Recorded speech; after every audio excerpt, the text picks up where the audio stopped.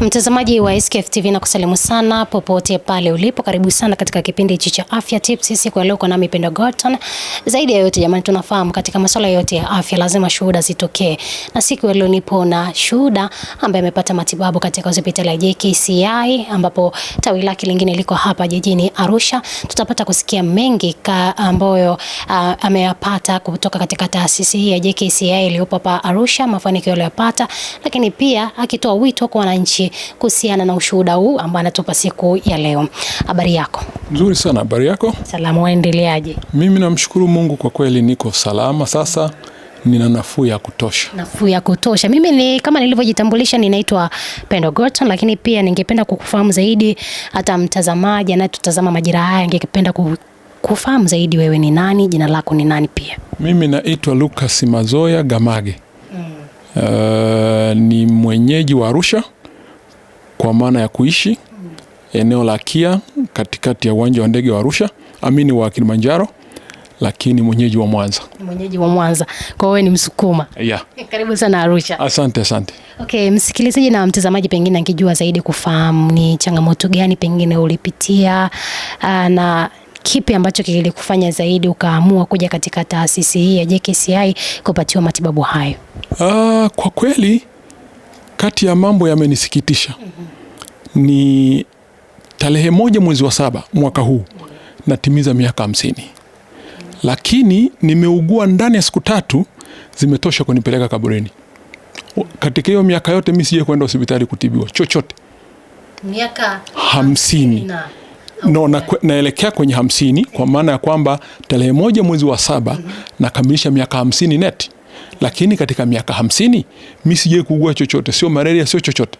Umeona, hiyo ni miujiza jamani. Mtazamaji, umesikia miujiza? Kuna watu hawaumwi, kuna watu waendage hospitalini, lakini kwake imekuwa tofauti. Miaka 50 imempeleka hospitalini. Yes. Chanzo kilianzia vipi? Nimeanza kusikia maumivu upande wa kulia chini ya tumbo, na ilinichukua kama siku 3 tu, na nikaenda moja hospitali 2 huko wilayani. Majibu yaliyotoka yanafanana. Moja naambiwa ni dalili ya vidonda vya tumbo baada ya vipimo, kwa maana hiyo FBP, hiyo full blood picture, sehemu ya kwanza, na sehemu ya pili wakafanya hicho na wakafanya na ultrasound. Lakini bado nikaambiwa ni dalili ya vidonda vya tumbo. Mmoja ya watu ambao waamini vidonda vya tumbo ni mimi. Una hela, una gari, una mke, una nyumba, haya nawaza nini kwenye vidonda vya tumbo? Sasa kuna muda watu wanasema labda huyu mtu alikuwa hali chakula. No. Mimi wasiamini katika hilo. Kwa sababu kuna kula ukiwa na hela na kuna kutokula ukiwa huna kabisa, ujue utakula nini. Sasa mimi huko kote nishahama. Kwa hiyo likajitokeza hilo tatizo la uncomfortable ya tumbo, ndio yakanipelekea kwenda hospitali. Dakika za mwisho anatokea jirani, ilishanipinda sasa, siwezi kusimama wima, ninainama na sauti naondoka. Akaniambia una shida gani? Nikamweleza. Akaniuliza umetapika?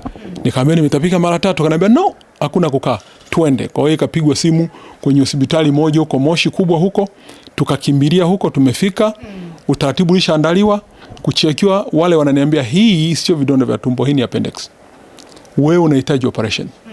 Kwa hiyo chap ilikuwa saa nimefika pale saa 9:11 nikaingia theater. Nimetoka saa 4. Ni kweli Lucas, hapo ulifika ukaambiwa ni appendix. Yeah. Msikilizaji au mtazamaji pia angependa kufahamu appendix ni nini. Wewe uliambiwa, je, walikupa maelekezo yoyote kwamba appendix ni ugonjwa unaosababishwa na kitu gani? Appendix kila mtu anayo. Inaitwa kidole tumbo kwa Kiswahili. Kila mtu anacho. Hiki huwa kuna wakati kinajaa kwa ajili ya kukusanya hivyo vitu vigumu hivyo, mifupa, mawe kwenye chakula na nini, kinaenda pale. Sasa kikikusumbua, ukisikia kinauma, huwa inafanywa operation yake ni simple tu. Lakini sasa cha kwangu mpaka nafika kwenda pale ilisha pasuka. Na bahati mbaya kwamba ilishatengeneza na jipu lenye usaha. Kwa hiyo mpaka napeleka kwenye operation ilisha pasuka. Na kwa maelezo ya madaktari, ikisha pasuka mara chache mtu kutoka. Wachache kwenye 100 anaweza toka mmoja. Sasa inawezekana mimi ni mmoja wao, lakini ilikuwa imepasuka. Kwa hiyo naingia kwenye operation tayari ishapasuka. Kwa hiyo wakahangaika na hilo jipu kutoa usaha na huo uchafu uliomwagika pale ndani na nini, wakamaliza. Nimekwenda toka theater nikaingia ICU siku moja, kesho yake nikatoka. Kwa nikakaa wardini almost 3 to 4 days. Bado hali yangu ikawa sio nzuri. Tumbo limejaa sana. Sana. Nikafanywa na CT scan, bado inaonekana kama haina shida, inaonekana haina shida, it's just a marbles na nini. Sasa kwa sababu nilikuwa na mdogo wangu daktari yuko Bugando, akaniambia brother, hapa tutakufa. Tuombe referral tuondoke. Sasa nikaanza kuwaza nalala wapi? Kwa sababu ninakotaka kwenda either Bugando ama nije hapa nipate ndege kwenda Nairobi. Sasa nikamkumbuka Mabura, rafiki yangu. Nafahamu alikuwa hapa Seriani, nikampigia ili anipatie kitanda cha kulala ili usiku ule nifanye logistics za ndege tuondoke. Nilivyomueleza akashangaa, unaumwa? Mbona sije kukuona? Nikamwambia bro, naumwa. Hali yangu sio nzuri. Nisaidie kama naweza kupata kitanda. Kwa shida ipi sasa? Nikamwambia nimefanyiwa operation ya appendix lakini bado tumbo langu limejaa. Akaniambia no, sikiliza nikwambie. Sasa hivi Seriani tumeboresha sana. Tuna surgeon wazuri wa kutosha. Njoo tutashughulika nayo. Ninashuka kutoka huko, ambulance yenyewe ni haya Marine Cruiser, halina mneso. Kwa hiyo ikabidi niagize gari yangu, ambulance nishushe pole pole mpaka Changbai. Alafu ije gari yangu nichukue kuja Seriani. Kwa hiyo tumeingia Seriani saa 7:30 usiku. Tukapokelewa emergency, Mabula alishaweka kila kitu logistics sawa. Kwa hiyo tukaingia pale mpaka tumalize malipo na nini. Saa 9:30 ndo naingia theater kwa ajili ya kwenda kufanya operation ya pili. Yes, nikaingia pale, wakafungua tumbo tena. Kabla sijaenda kule, nimekuja hapa na tema kijani. Sasa fikiria, mimi sijawahi kuvuta sigara, mimi sijawahi kunywa pombe, mimi sijawahi kutumia chochote. Nafika hapa na tema kijani. Nikawekewa mpira puani kuondoa hiyo gesi, sasa kupunguza. Kabla sijaenda hata popote, niko kitandani, zilitoka mili karibu 900 za maji ya kijani kabisa, kama ile dawa kulia majani ya magugu ile. Kwa hiyo ikapungua, nikabebwa pale na pandishwa theater kama milizi 300 ingine. Kwa nimefika pale nikakuta surgeon wananisubiri, yuko dada mmoja, daktari mmoja anaitwa Catherine na timu yake ya vijana. Wako kama 7 hivi. Nikawekwa mtukati pale, ninasikia akili zipo. Nikamwambia bwana, umefika hapa, kabla tujaanza na chochote tunaanza na Mungu. Tuombe. Wakati wanafanya hizo logistics za oxygen, sijui na hizo ganzi hizo na nini, mpaka wanamaliza amina, mimi sipo. Kwa wakafanya operation, ilichukua masaa ya kutosha, kwa sababu tangu saa 9:30 nimetoka saa 2:30 theater, nikapelekwa ICU. Kwa nimekaa ICU siku ya kwanza, ya pili, akili zimerudi ziko vizuri, nikatolewa. Nikarudi wodini. Nimekaa wodini siku 2-3, bado kuna gesi tumboni inanisumbua. Wakasema no, kwa sababu walisha shona ndani, nje wakaacha kuko wazi. Nikarudishwa tena theater kwa ajili ya kupasua tena upya, kwenda kujiridhisha. Lakini wao walivyopasua hii sasa, hichi ndicho kipengele ambacho ndo nataka kukizungumzia. Walivyofika kufungua tumbo baada ya kutokea huko nilikotoka, wamekuta ndani kuna wamekata utumbo lakini haujafungwa. Maana yake uchafu wote unamwagikia ndani. Na kuna mashimo mawili, upande mmoja kuna shimo moja, na hii waliokata kwenye appendix pale hapa pameshonwa lakini pameachiaga. Kwa hiyo uchafu wote unamwagika ndani. Lakini mbaya kabisa kwamba wanakuta utumbo ulishakuwa mweusi. Na utumbo ukishakuwa mweusi, mhusika alishakufa. Sasa vijana ilibidi waweke mikono kichwani, hatuna cha kufanya hapa. Daktari mhusika mkuu Catherine anasema, tunawezaje kuruhusu afe kijana? Tunafanyaje? Akaambia no, tuombe tena.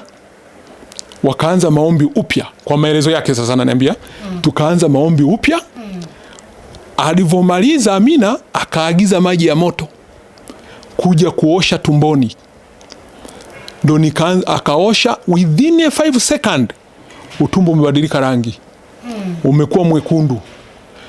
Wakaamuru sasa tuanze operation baada ya kuona hilo badiliko, lakini mwanzo ulishakuwa mweusi, mhusika alishaondoka. Na ukishakuwa mweusi maana yake shughuli imeisha. Hiyo inaitwa callus. Hamna kitu. Kwa hiyo baada ya hapo ndipo walipoamua sasa hilo badiliko la utumbo kuwa mwekundu kufanya operation. Kwa nikatoka kwenye mkato uliolala kona tu kona, wakakata kwenda juu. Kufanya kama T. Kwa hiyo ndo wakakata, wakaanza operation upya kwenda kuziba lile tundu lilokuwa limeachwa na lile tundu lingine. Kwa wakaziba wakamaliza. Kwa ndo nikatolewa kwenda theater, na ndo hiyo nikaja nikakaa siku 2, ya 3 bado tumbo linaendelea kuwa liko na intensity ya kutosha kwa sababu ya kujaa gas. Siku ya 4 nikarudishwa tena theater kwenda kufungua. Kwa hiyo nikaenda kufunguliwa tena operation ya 3. Nimefunguliwa pale, nini wanataka kujiridhisha walichokifanya ndani kiko sawa. Wakakuta walichoziba kimeziba, tundu lilokuwa pembeni limezibwa, na kila kitu kiko sawa. Kwa hiyo wakafunga sasa, wakashona upya kote. Nikarudishwa ICU tena. Nimekaa siku 1, ya pili nikatolewa ICU, nikapelekwa kwenye room. Kwa hiyo nikawa sasa ni ile closest observation, ile fatilia ya mguu kwa mguu, kona tu kona, na madawa makali kweli kweli, kwa sababu tayari kwenye damu kushaingia bakteria, tumboni kuna bakteria. Imetokana na huo mwagiko wa nini, wa hiyo changamoto ya ile uchafu kumwagikia ndani. Kwa walishughulika na jambo hili mwanzo mpaka mwisho. Leo nipo ninakuona uko mzima kabisa, kama sio wewe unanielezea situation zilizokukuta hapo nyuma kabisa. Hapa tunakimbizana humu ndani, yani ukinibia hapa tunakimbia hapa kutafutana nani ameiba. Niko sawa. Ni ushuhuda mkubwa sana. Imenisaidia sana hii timu iliyofanya kazi hapa, Catherine na timu yake. Kwa kweli nawashukuru sana watu hawa. Dada yule, Mungu amuongezee maisha, na timu yake ile, kila hatua na mimi, kila muda na mimi, si kwa maombi, si kwa dawa. Akija asubuhi ni lazima niona ombe na elekeze dawa gani iendelee. Kwa hiyo nimeendelea kutibiwa mpaka hivi tunavyozungumza mimi na wewe. Kwa kweli kwa 95% nimepona. Amina. Huu ni muujiza, nimepona. Ni muujiza. It was gone, the money was gone. Ilishafika mwisho kabisa. Nilishachungulia na nikarudi. Sasa kuna wale madaktari ambao wako kule, ni kweli wana uzoefu, wanafahamu, lakini situation kama hiyo ikakukumba ya kuto kufunga utumbo, matunda yalionekana. Ni kitu gani ambacho pengine unatamani kuwashauri madaktari hao wenye uwezo? Ni kitu gani ambacho unapaswa kuzingatia zaidi pale ambapo anamhudumia mgonjwa ambaye yupo kwenye hali kama hii ngumu kabisa? Mimi ninadhani kule nilikoanzia, yule daktari aliyefanya na mtu wake, of course wanafanyaga, sometimes zinatokeaga mistake za kibinadamu. Wakati mwingine hatuamini sana kwenye mikono ya kibinadamu, lakini kuna wakati yanatokea. Daktari anafanya yake na mtu mwingine anapita nyuma yake na anafanya yake. Lakini sidhani na sitaki kwa hukumu kwamba ni learners, kwamba hawajui, wanajua wanachokifanya. Isipokuwa kwa mujibu wa madaktari hapa, wao walishangaa namna ya mkato ulivyokatwa, kwamba kama ni appendix, ukikata hafu duara ya tumbo unaipataje? Kwa sababu wanadhani ukikata kwenda juu utaiona vizuri na utakata na utaziba vizuri kuliko ukikata. Sasa hiyo nayo yawezekana wao ni uzoefu wao ulivyoishia hapo. Kwa hiyo nilivyokuja kwa wataalamu hapa, wao ndo wakaenda juu na wamefanya kazi yao kwa weledi na imekamilika. Kwa hiyo wale nao, cha msingi ni kwamba madaktari wetu wakati fulani wanahitaji kubeo ni mgonjwa anasema nini. Kwa sababu hata lifle ya mimi kutoka ilianza mvutano kidogo. Hawataki nitoke, wakiamini kwamba walichofanya ni sahihi, lakini mwisho wa siku nikasema no, mimi si ndo naumwa. Andika kwamba mgonjwa anataka referral mwenyewe. Nikaandika, wakakubali, wakaandika na nikatoka. Lakini baadaye walitaka kujua kama nilikofika nimefanyiwa operation. Walikuwa nampigia, nikaambia usiwaambie chochote. Usiwaambie chochote. Akikuuliza mkatie simu. Na walipiga mara 2 wakati wa simu, kwa hiyo kuendelea kunipigia tena. Ya, lakini walitaka kujua. Na of course kwa hiki walichokifanya ningeweza kuenda kudai kwamba nimefanyiwa hiki na hitaji kulipwa. Tumi hapana. Wao walifanya kwa sehemu yao, kama waliferi kwa namna moja ama nyingine, pengine uzoefu ulishia pale, kwa siwezi kwenda tena kublame kwenye hiyo, kwa sababu bado tunaishi. Na kwa sababu bado tunaishi na uhitaji kufanya sana kwere, na wanasema kuna Kiswahili wanakitumia, wanasema usitukane mamba wakati unataka kuvuka maji, usitukane mkunga ungali kizazi kipo. Kwa bado tunaishi na madaktari wanahama kutoka position moja kwenda sehemu nyingine, tutakutana. Sasa kama tulishatengeneza bifu huko, nini cha kufanya? Mimi sihitaji.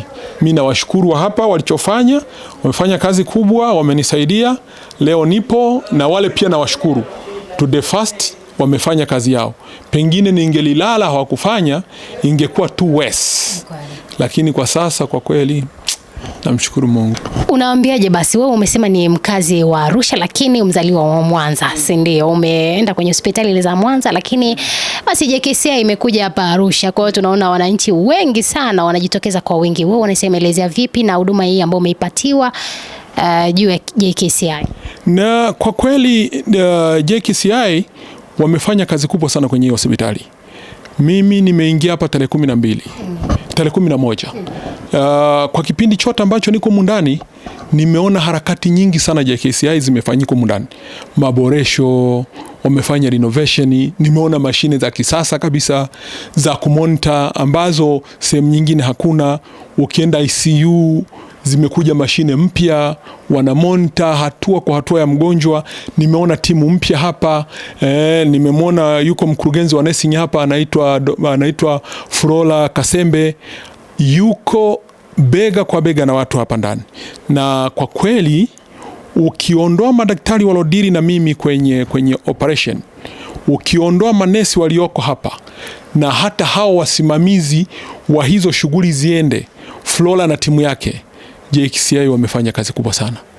Kwa kweli ikiwa wataendelea hivi, hiyo hospitali itarudi kwenye ubora wake. Shukrani sana. Asante sana.